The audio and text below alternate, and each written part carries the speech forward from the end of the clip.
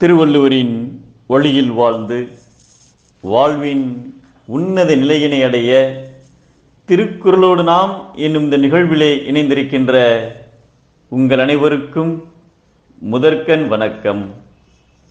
குறள் எண் 593, அதிகாரம் ஊக்கமுடைமை.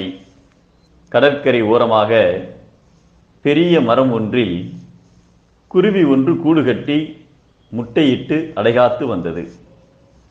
ஆண் குருவியும் பெண் குருவியும் அந்த கூட்டில் ஒன்றாக வசித்து வந்தன. ஒரு நாள் பெரும் காற்று வீசியது. கிளையில் இருந்த கூடு நழுவி காற்றின் வேகத்தில் கடலில் விழுந்து மூழ்கியது. குருவிகள் மனம் பதறி கதறின. பெண் குருவி, எப்படியாவது முட்டைகளை மீண்டும் நான் காண வேண்டும், இல்லையே நான் உயிர் வாழ மாட்டேன் என்றது. அதற்கு ஆண் குருவி, நமது கூடு கரையின் ஓரமாகத்தான் விழுந்துள்ளது. இந்த கடலில் உள்ள தண்ணீரை வற்ற வைத்து விட்டால் முட்டைகளை நாம் மீட்டுவிடலாம் என்று பெண் குருவிக்கு தன்னம்பிக்கை ஊட்டியது. எனவே நாம் நம் வாயில் கொள்ளும் மட்டும் தண்ணீரை எடுத்துக்கொண்டு பறந்து சென்று தொலைவில் உமிழ்வோம். இப்படியே இடைவிடாமல் செய்தால் கடல் நீர் மட்டம் குறைந்து நமது முட்டைகள் கிடைத்துவிடும் என முடிவு செய்தன. உடனே குருவிகள் ஊக்கத்துடன் செயலில் இறங்கின.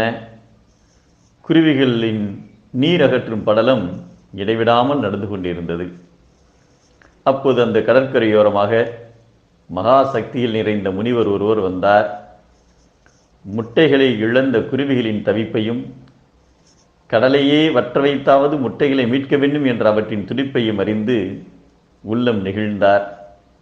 உடனே தனது தவ வலிமையை ஒன்று திரட்டி கையை உயர்த்தினார். மறுகணம் கடல் நீர் சில அடிகள் பின்வாங்கியது. அங்கே முட்டையுடன் இருந்த கூடு தென்பட்டது. குருவிகள் ஆளுக்கொன்றாக முட்டைகளை பற்றி கொண்டு போய் வேறிடத்தில் சேர்த்தன. ஒரு நாள் உழைப்பில் கடல் நீரை குறைத்து முட்டைகளை மீட்டுவிட்டோம் பார்த்தாயா என்று பெருமையாக கூறியது ஆண் குருவி. முனிவர் சிரித்தபடி தொடர்ந்து நடந்தார்.